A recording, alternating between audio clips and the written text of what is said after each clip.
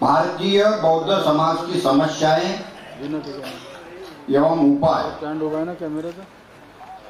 इस विषय पर ये सत्र होने जा रहा है।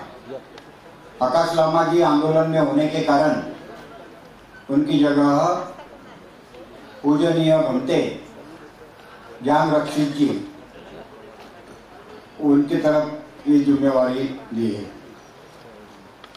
दया सागर जी बौद्ध, मिलिंद बौद्ध ये भी आंदोलन के कारण आ नहीं पाए और उमेश नागदेव जी को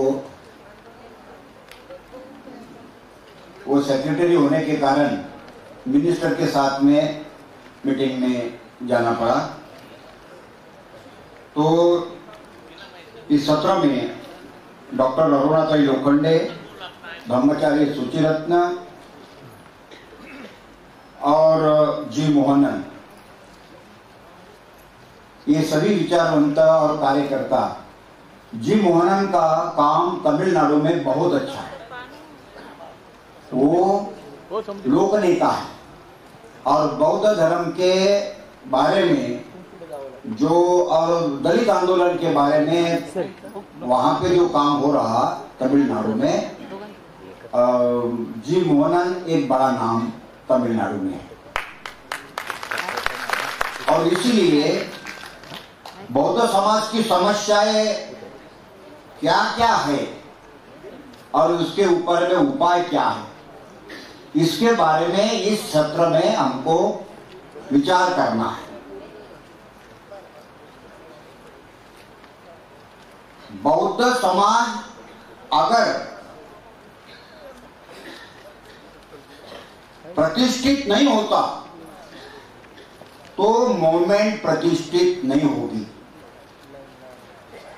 बौद्ध होना यानी महार होना, ये डर जब तक के लोगों के मन में रहेगा तब तक के लोग एक जात छोड़ के लोग बौद्ध धर्म में प्रस्थापित बुद्ध की फिलॉसफी मान्य है, लेकिन अपने साथ में रहना उनकी प्रतिष्ठा जाती है। जब भी बंदी जी ने बताया ये एक समस्या है, क्योंकि हमारा आचरण उस हिसाब से बिल्कुल विपरीत है। नशेड़ी लोगों की संख्या ज्यादा है और अंधश्रद्धा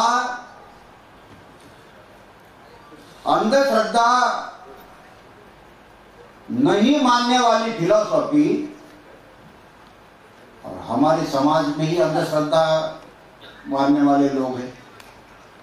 और बड़ी बड़ी ये वो तो किस्से हैं, किसी के आंग में बुद्ध आता और ये बहादुर ऐसा है तो उसके आंग में बाबा साहब आ है और कहां से घुसा पता नहीं। तो ये जो अंधविश्वास है ये भी हमारी समाज की समस्या है। विज्ञान और धम्म एक दूसरे से ये एक दूसरे से उसके ये जुड़े हुए हैं, ख्याल में रखना। विज्ञान ने सिद्ध की हुई बातें धम्म नकार नहीं सकता, उसको स्वीकार करना ही चाहिए। कृष्णों ने नहीं माना, बुद्ध ऐसा संप्रदाय ये धर्म नहीं है, ख्याल में रखना।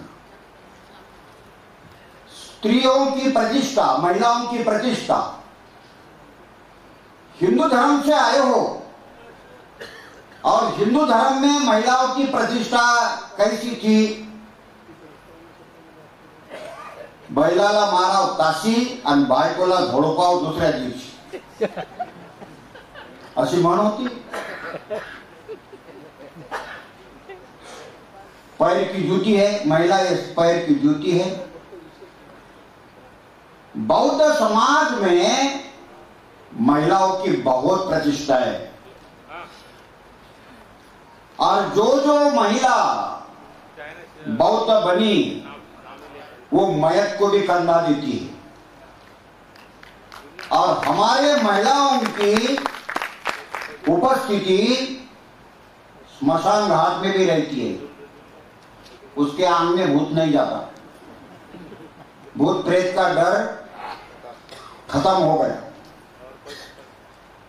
तो हिंदू धर्म से बाहर निकलते समय आपने पोशाक को चेंज कर दिया। शंकर राव का सिलवंत रख दिया, लेकिन विचार नहीं गए पुराने। विचार अगर वैसे के वैसे रहे तो नाम बदलने से कोई लाभ नहीं है। शराब हुई है, बोतल का सिर्फ लेवल बदल गया।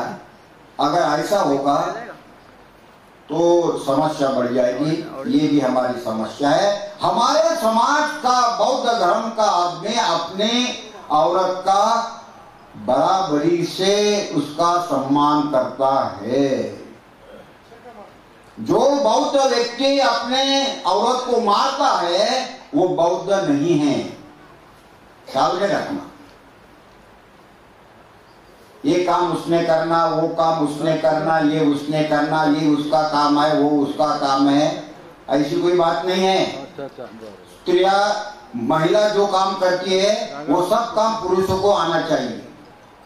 और हमारे महिलाओं ने भी बोलना चाहिए, आजचा पुऱ्या तू टाकून घे, आज मला वेळ नाही, थोडेसे भांडी घासून घे,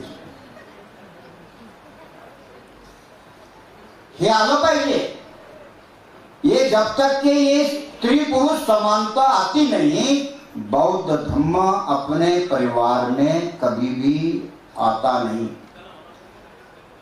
कोई लड़की, कोई कार्यकर्ता, कोई महिला कार्यकर्ता के साथ रहता है तो बाकी बोलते देखो लफड़ा है। ये नहीं होना चाहिए, ये नहीं होना चाहिए।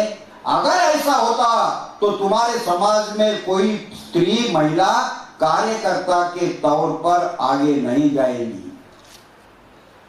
तुम 1000 लोगों के साथ में घूमते हो, वो अगर 4 लोगों मित्रों के साथ में रहती है तो गलत नहीं समझना, लोगों ने भी गलत नहीं समझना, तुमने भी खुद ने गलत नहीं समझना, क्योंकि ये बौद्ध धर्म में ये संस्कार नहीं है। बहुत सारे प्रॉब्लम हैं। मैं वंदना कैसा बोलता हूँ, ये वंदना कैसे बोलती है, ये तीसरा बोलती है, ये चौथा बोलती है, आता नहीं, पता नहीं। मैं शादी कैसे लगाता हूँ, ये शादी कैसे लगाते, वो शादी कैसे लगाते है, ये सब तमाशा ही तमाशा चल रहा। ये बंद होना चाहिए। 10 बजे की शादी 3 बजे लग गई। कहां से आया डीजे? डीजे कहां से आया? अंधा होने वाले लोग ऐसे ही जो समस्या है, इस समस्या को उजागर करने के लिए ये सत्र है और ये सारे वक्ता इसके ऊपर में चर्चा करेंगे, ऐसे उम्मीद करते हैं। मैं सबका स्वागत करता हूं और इस सत्र का प्रास्ताविक समाप्त करता हूं। धन्यवाद। आदरणीय मंच, इस पूरे सम्मेलन के अध्यक्ष वंदनादंत विनय रक्षिता, उद्घाटक अगला सर, मुख्य अतिथि जो थे वो डॉक्टर कॉमरेड धनाजी गौरवजी सर, स्वागत अध्यक्ष चेतन भाऊ पांडे, सूर्य वाकेकर सर, और ये जो बौद्ध विहारों का राष्ट्रीय सम्मेलन है, इसके जो संयोजक है प्रमुख अशोक सरस्वती बौद्ध जी और डॉक्टर आनंद भालेराव जी, मंच पर उपस्थित भदंत ज्ञान रक्षित थे महात्मा, मुझे जिन्होंने पढ़ाया हिंदी डॉक्टर अरुणा लोखंडी मैडम जी, तमिलनाडु से आए हुए जी मोहनम, उपस्थित सभी बौद्ध अनुयायी बंधुआजी भगिनी, मराठी बोलते कभी कभी हिंदी पण बोलते, तर जी मोहनला हिंदी पण येत नाही, त्याच्यामुळं मराठी बोललेलं काही इथं कुणी समजणार नाही असं मला वाटत नाही. कुछ लोग राजस्थान गुजरात से आए, ठीक है. तो भाई और बहनों, इस कार्यक्रम के सूत्र संचालक हमारे शिरसाट भाई, सभी का नाम लेना उतना समय की पाबंदी होने की वजह से आज का जो इस चर्चा सत्र का विषय है वो भारतीय बौद्ध समाज की समस्याएं और उसके ऊपर उपाय. मैंने 10 समस्याएं निकाली और 10 उपाय भी दिए. और मैं कोई विचारवंत नहीं हूँ, कोई चिंतक नहीं हूँ. मैं कार्यकर्ता हूँ, धर्म प्रचारक हूँ. त्रिरत्न बौद्ध महासंघ का पिछले 30 साल से मैं काम करता हूँ. उम्र कम है लेकिन बचपन से संघ में अगला संघ. अब संघ कहा तो सिर्फ हमें एक संघ दिखाई देता है, लेकिन त्रिरत्न बौद्ध महासंघ भारत में 45 साल से काम कर रहा है. और अभी जो सरस्वती साहब ने जो बात कही है, जो समझ, और इसके पहले भी मैंने रखिता ने जो बात कही है, समस्या क्यों पैदा हुई है, बुद्ध का जो मूलभूत सिद्धांत है, विचार है, शील समाधि प्रज्ञा का, उसकी ओर हमारा क्या हुआ है, उसकी ओर हमने दुर्लक्ष्य किया है, अनदेखा किया. और हम केवल अब परिणामों की बात कर रहे हैं. उसका कारण जो है, उसके कारण की ओर हम नहीं जाते. समस्या के ऊपर फोकस है हमारा, उसके उपाय क्या है उसके ऊपर हम नहीं देखते. मुझे सौभाग्य प्राप्त हुआ है कि मैं इस बड़े मंच के सामने हमारे समाज के सामने में कुछ विचार यहाँ पे रख रहा हूं. तो अभी मैं समय लगाता हूं और आगे 10 मिनट, क्योंकि त्रिरत्न बौद्ध महासंघ की खासियत है, हम सभी जानते हैं, कुछ लोग नहीं जानते. समय पर कार्यक्रम शुरू करना और समय पर खत्म करना, ये त्रिरत्न बौद्ध महासंघ की एक खासियत है, पहचान है. और हमारे समाज की ये बहुत बड़ी मुश्किल है कि हम कभी समय पर काम नहीं करते, समय पर शुरू नहीं करते और समय पर खत्म नहीं करते. ये मूल समस्या. तो पहली समस्या मैं बताऊंगा कि बाबा साहब ने जो धम्म दिया है, उस धम्म को क्यों स्वीकार किया है, इसकी बौद्ध समाज में कोई मालूमात नहीं. उन्हें कुछ पता नहीं है, क्योंकि दिया है, बस दिया है. क्यों दिया है इसका कोई अर्थ उनका बोध नहीं है, उन्हें उसका कोई मोल नहीं है. हिंदू धर्म से केवल सिर्फ छुटकारा चाहिए, इसलिए हमने बौद्ध धर्म स्वीकारा है. इतना ही सिर्फ हमारा ये बौद्ध समाज के सामने ये बातें परिचित. क्यों भाई, बौद्ध समाज या बौद्ध धर्म के अलावा बहुत सारे धर्म थे. अभी हमने कहा, विनय रक्षिता ने जो कहा कि वो बातें बड़ी.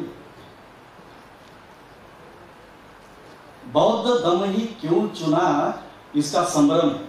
क्यों चुना? पशुओं और मनुष्यों में भेद है. पशु को धर्म की जरूरत नहीं, उसको खाना मिला, नींद होगी उसकी पूरी, उसका जीवन सफल हो जाता है. लेकिन विश्व के सारे धर्म हम देखते हैं, किसी ने मन का विचार नहीं किया. मनुष्य को मन है और उसका विकास होता है, यह बात किसी ही विश्व के धर्म ने नहीं की. और केवल पशु जैसा जीवन अगर हम मनुष्य होते हुए जीते हैं तो यह बहुत ही कठिन काम है. तो क्यों चुना है बाबा साहब ने, ये समझाने में हमारे जैसे लोग जो धर्म प्रचार करते हैं, ये वहां पे असफल है. मनुष्य मात्र को उन्नति की स्तर पर ले जाना, मानवीय अस्तित्व का उद्देश्य है कि उसके मन का अंतिम परिवर्तन करना, समग्र परिवर्तन करना। ये अगर हम नहीं बताते हैं लोगों को, समझाते नहीं है, तो विनय रखता ने कहा जो सारा समाज बड़े बड़े ऑफिसर और सब लोग हैं पैसे के पीछे लगे, मन का क्या है, हमारा मन खोखला होते जा रहा। हमारे पास सब कुछ है लेकिन मन की दरिद्रता वैसी की वैसी। मन को संभाल करने का, उसको प्रबल करने का साधन धम्म है। और बाबा साहब ने मन की उन्नति की बात की है, जो प्रबुद्ध हो सकता है, जो बुद्ध हो सकता है, उसके लिए बौद्ध धम्म बाबा साहब ने स्वीकार किया। इसकी बहुत बड़ी बौद्ध समाज में असमंजस है। तो ये पहली बात है। और बौद्ध धर्म सदाचार है, नीतिमत्ता है, स्वतंत्र समता, बंधुत्व का पुरस्कार, ये सभी बातें उसमें आती है। लेकिन सबसे मूलभूत जो बात है वह है मन का परिवर्तन करना। मन का परिवर्तन किसी भी विश्व के धर्म ने नहीं कही बात है। उन्होंने आत्मा कहा है, परमात्मा कहा है, ईश्वर कहा है, सभी बातों को अवकाश में छोड़ा है। ऊपर ईश्वर है, ऊपर आत्मा है, परमात्मा है। लेकिन शरीर में, ये शरीर जो नाम और रूप से बना है, यानी शरीर और मन से जो बना है ये अस्तित्व, इसका पूर्ण रूप से परिवर्तन करना, मन को प्रबुद्ध करना, बुद्धत्व की अवस्था प्राप्त करना, ये बौद्ध समाज इन उद्देश्य से विचार उसकी होगी। तो ये पहला कारण ये समस्या है कि हम बाबा साहब ने बौद्ध धर्म का स्वीकार क्यों किया, इसमें संदेह है, पता नहीं है कुछ। सिर्फ प्रतिक्रिया हिंदू धर्म को छोड़ने का है और इसकी प्रतिक्रिया में बौद्ध धर्म स्वीकार किया। इतनी छोटी सी बात हमारे मन में बैठी, इतना नहीं है। दूसरा समस्या, बाबा साहब के धर्मांतरण के आंदोलन को अनुयायी समझने में असफल है। क्यों धर्मांतर किया? 1935 में घोषणा की और चलते चलते 21 साल के बाद बाबा साहब ने धर्म स्वीकार किया।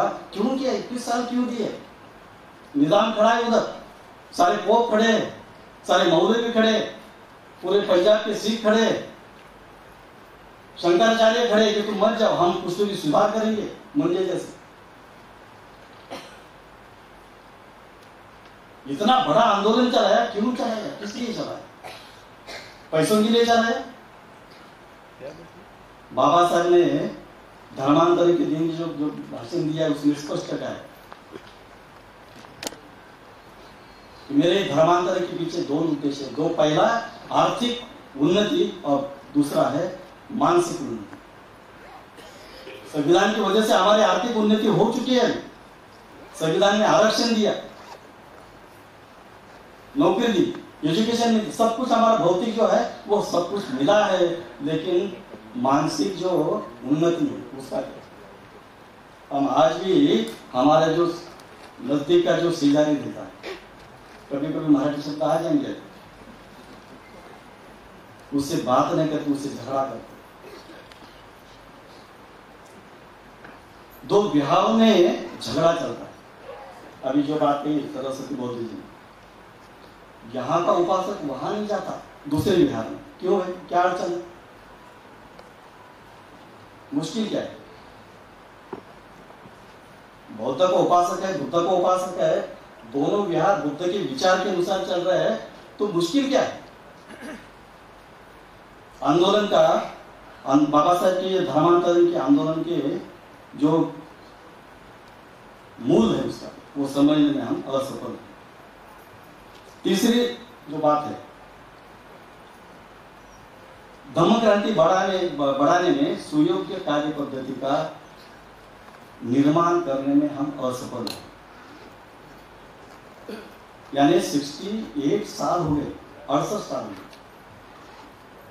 बौद्ध समाज का एक विशाल आंदोलन, संघ जिसे कहते हैं, संघ, वो हम अब तक नहीं कर सके। अभी सरस्वती बौद्ध जी का बहुत पुण्यानुमोदन, उनका बहुत आभार है कि इस तरह से कुछ तो भी वो कर रहे हैं। हर एक आदमी है, वहां पे हमारा समता सैनिक दल का है, बांसठ के लोग हैं, केवीएम के लोग हैं, बौद्ध भिक्षु है, अलग अलग सभी संगठन के लोग।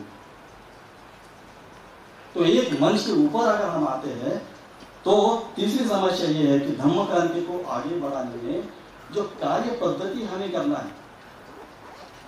25 साल का बड़ा होता है, एक युवा बड़ा होता है और त्रिशरण पंडित से शादी के वक्त अगर कहते हैं तो उसे आता नहीं। ये हार किसकी है? उसकी हार है या हमारी हार? मैं कहता हूं हमारी हार है, उसको हमने पढ़ाया नहीं है। प्रचारों की क्या हार है ये? क्योंकि अगर हमने पढ़ाया होता तो उसको त्रिशरण पंचशील नहीं, उसके आगे की बात है। बाबा साहब ने बुद्धिस्ट सोसाइटी ऑफ इंडिया के 10 कदम दिए, 1950 का लेख लिखा, बहुत सारे बाबा साहब के बहुत सारे लेख है, साहित्य है।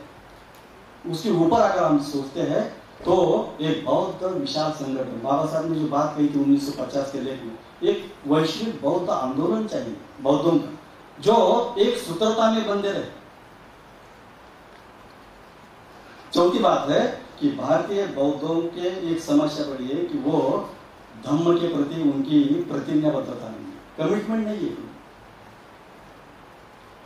जिस प्रकार से शादी में हम उपासक उपासिका आते हैं, धारक धारी का, एक दूसरे को कमिट करते हैं कि आज हम तुम्हारे समाज के सामने और बुद्ध और बाबा साहब की प्रतिमा के सामने हम कमिट कर रहे हैं कि तू मेरी पत्नी है और मैं तेरा पति हूं।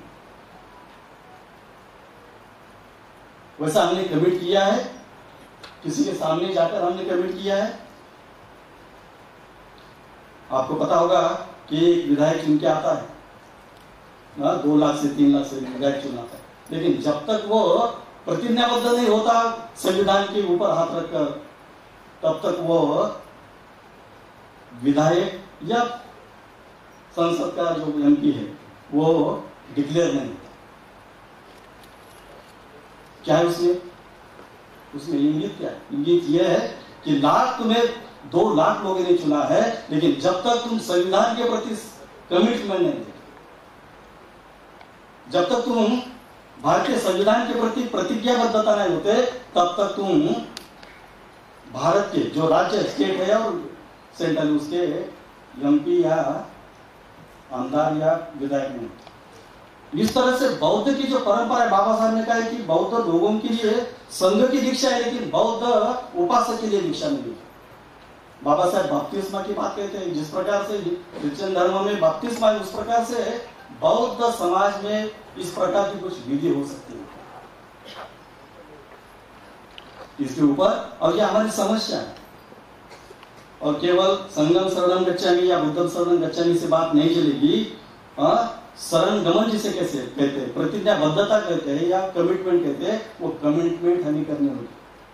जब तक खून का कतरा इस शरीर में है, तब तक मैं बुद्ध धम्म और संघ के प्रति मेरी प्रतिज्ञा व्यक्त करूंगा।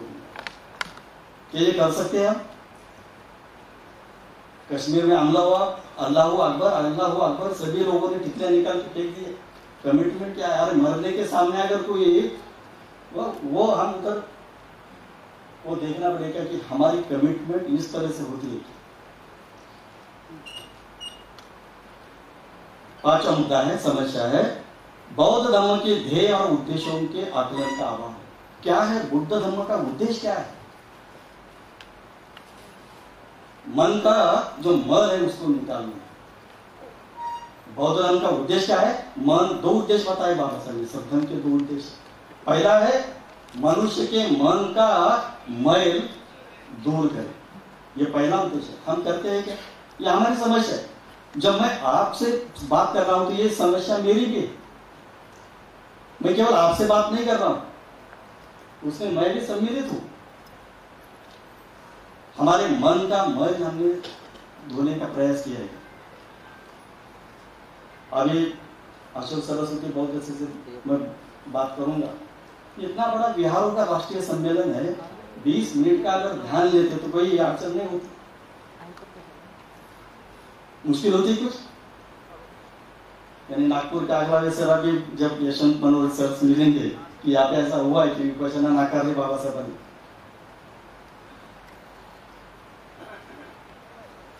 तो 20 मिनट का ध्यान लेने में कोई मुश्किल होती क्या? कोई मुश्किल नहीं। लेकिन जो उद्देश्य है बुद्ध का, मन के मैल को दूर करना है, यह हमारी व्यक्तिगत प्रतिज्ञाबद्धता है, निजी प्रतिज्ञा। और दूसरा जो उद्देश्य है बुद्ध धर्म का, वो है धम्म राज्य निर्माण करना। अरे धम्म राज्य तो बहुत बड़ा है, लेकिन उसका मूलभूत अर्थ है कल्याणकारी राज्य निर्माण। धम्म राज्य हिंदू राष्ट्रवाद आप जब चल रहा है, जैसा घोषणा चालू है, हिंदू राष्ट्र करना है, हिंदू राष्ट्र करना है, कोई ऐसी बात नहीं है। धम्म राज्य बुद्ध का राज्य नहीं है, कल्याणकारी वेलफेयर स्टेट अपन जिसे कहते हैं। और जहां बुद्ध के तत्व है वहां क्या है? कल्याणकारी राज्य। तो ये जो उद्देश्य है बौद्ध धर्म के ध्येय और उद्देश्यों को हम उतनी सहजता से उसके ओर नहीं देखते। और बुद्ध धर्म का जो निब्बाण कहते हैं, बाबा साहब ने बहुत ही कहा कि निब्बाण प्राप्त करना ये धर्म का उद्देश्य है। बाबा साहब ने 6 वहां पे कदम दिए। धर्म क्या है? निब्बाण प्राप्त करना। तो उसका क्या करना है? तो मुझे लगता है कि इसके ऊपर हमने व्यावहारिक तौर पर हमारी प्रश्न, हमारी आसक्ति है, लोभ है क्या, लालच है क्या, इसके ऊपर हम देखना। छठी समस्या है बौद्ध समाज में एकरूपता और एकात्मता का अभाव है। अभी बहुत सारी चर्चा हुई है, एक बिहार का सुर अलग है, दूसरे बिहार का सुर अलग है। एक भजंत अलग सुर से बोलता है गाता पटल, और दूसरे बिहार से अलग सुर आता है। अगर काषाय वस्त्र एक है, बुद्ध एक है, धम्म एक है, संघ एक है, गाथा एक है, शब्द एक है, सुर क्यों बिगड़ा है? अभी बदन बैठे, उन्हें पता है कि हम साथ में रहते, वो श्रावस्ती बुद्ध विहार में रहता हूं, मैं बाजू में रहता हूं। हमारे इलाके में 10 बिहार होंगे, 10 बिहारों में अलग अलग सुर आते हैं। हमारा बेसुर क्यों बड़ा है? एकात्मता का अभाव है। मुझे अभिमान है कि त्रिरत्न बौद्ध महासंघ के केरल में जो कुछ विधि चल रही है, वही विधि राजस्थान में चलती है, वही सूत्रबद्धता है। उड़ीसा में जो गाथा पटल होता है, वही पंजाब में होता है। ये बहुत हमें इसके ऊपर विचार करना चाहिए। यानी संविधान एक भारत का संविधान है, लेकिन केरल का अगर कोई ग्राम पंचायत कार्यालय है तो वो किसके अनुसार चलता है? भारत के संविधान के अनुसार चलता है। हमारे बौद्ध संगठन में क्या मुश्किल है? हर जगह तुम एक सुर में, एक ताल में, और एक मिले सुर तेरा कहते ना, मिले सुर मेरा तुम्हारा तो सुर बने। तो ये हमारे बौद्ध समाज विधि संस्था, कोई धम्मपाल गाथा पे साधु साधु कहता है, उसके ऊपर मैं ज्यादा नहीं कहूंगा। लेकिन इसमें अगर सूत्रबद्धता आती है, अदर कम्युनिटी के लोग कहते हैं ये भिक्षु ने ऐसा लगाया धम्मपाल के ऊपर, इसने महामंगल सूत्र के ऊपर लगाया, इसने जय मंगल आप तक आता था। हळदीचा कार्यक्रम आपण अतिशय चांगल्या पद्धतीने प्रचारित करू लागलो आहे व्हॉट्सअपवर। हल्दी का कार्यक्रम क्या संबंधित है बौद्ध समाज के? ये सारी समस्या है, लेकिन समय की पाबंदी है। और आप प्रबुद्ध है, यहाँ पे जो आने वाले लोग हैं भाई बहन, ये प्रबुद्ध है, ये कोई भटके हुए नहीं है, सभी कार्य करता है।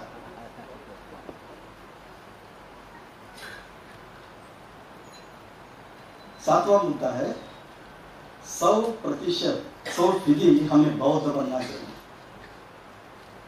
100% हमें बौद्ध बनना चाहिए। मैं 3 शीलों का पालन करता हूं, ऐसा कैसे हो चलेगा? पंचशीला अगर दिए है तो 3 शीलों का पालन कैसे करें? 100% हमें बौद्ध बनना चाहिए।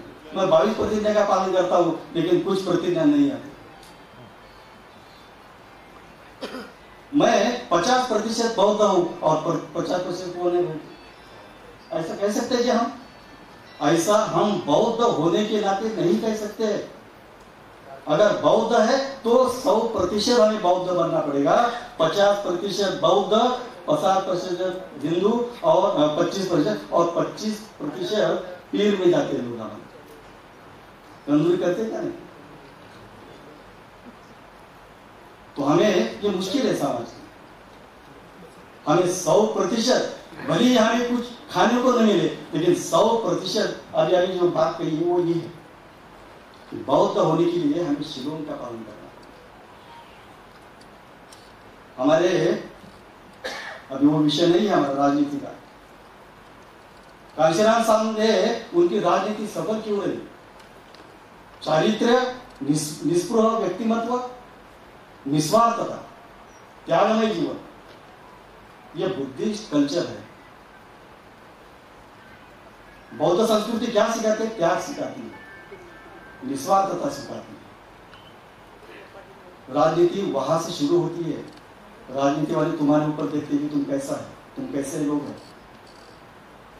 तो हमें ये जो 100% बौद्ध बनने की बात है, उसकी ओर हमें ख्याल करना पड़ेगा। और 5 में से 2 या 3 करता हूं, 5वां जमता नहीं है या 4था जमता नहीं, ऐसे हम उसके ऊपर नहीं कह सकते। 8वां जो समस्या, 8वीं समस्या, वह धम्म प्रशिक्षण का अभाव है। दैनंदिन जीवन में हम धम्म का सराव करते हैं क्या? हम सभी कार्य करता है अपने अपने संगठन में, लेकिन दैनंदिन जीवन में बुद्ध धम्म का आचरण का व्यवहार हम करते हैं क्या? सुबह सुबह उठकर, वो एप्पल वाला जो जॉन हॉब्स था, वो कहता है कि मैं सुबह सुबह उठकर पहले बुद्ध का ध्यान करता हूँ, तिबेटन बुद्धिज्म में। उसको क्या जरूरत है? उसको तो वो विश्व का पहला अमीर आदमी था, उसको ध्यान की क्या जरूरत है? तो दिनचर्या हमारी किस प्रकार से, हम सुबह सुबह उठकर ध्यान साधना करते हैं, पंचशीलों का पालन करते हैं। और पंचशील की बात आती है तो वो केवल कहने की बात नहीं, वो करने की बात है। ठीक है, हम 100% नहीं करेंगे, लेकिन 50 के ऊपर जा सकते हैं, 70% जा सकते हैं, 80 जा सकते हैं। तो मुझे लगता है कि ये हमें करना चाहिए। धम्म प्रशिक्षण का अभाव जो 8वीं बात है, ये बात हमारे सांस्कृतिक कार्यक्रम में अनुशासन, अभी का बात कही, डीजे की बात कही, यानी 12 बजे शादी रहती है, लगती का भाई 4 बजे लगती है। म्हणजे इतका बेशिस्तपणा, माझ्या भावना तुम्ही कहू शकता, तुमच्या पण त्याच भावना असतात। हम सभी की भावना एक है। 12 बजे की शादी है, 4 बजे लगती है। बौद्ध समाज का हम उदाहरण क्या दे रहे हैं? यह अनुशासनहीनता की ओर हमें ख्याल रखना चाहिए। पैसा बहुत सारा आया है, 80 हजार का हम डीजे लगाते, बड़े जाओ पारा जिसे कहते हैं मराठी में, बहुत बड़े जाओ।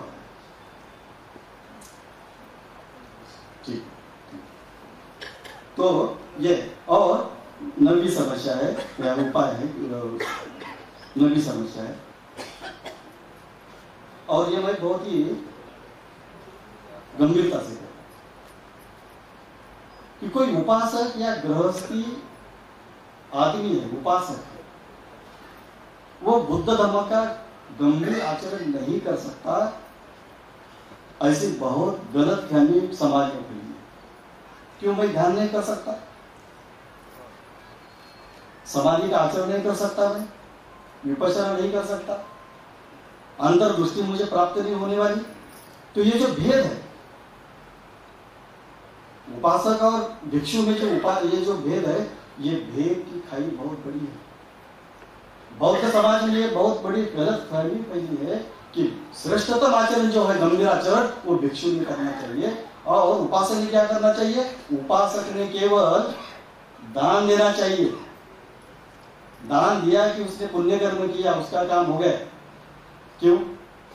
उससे बाबा साहब बुद्ध ने कहा वैसा कि तुम दान दो, तुम निपात प्राप्त करोगे।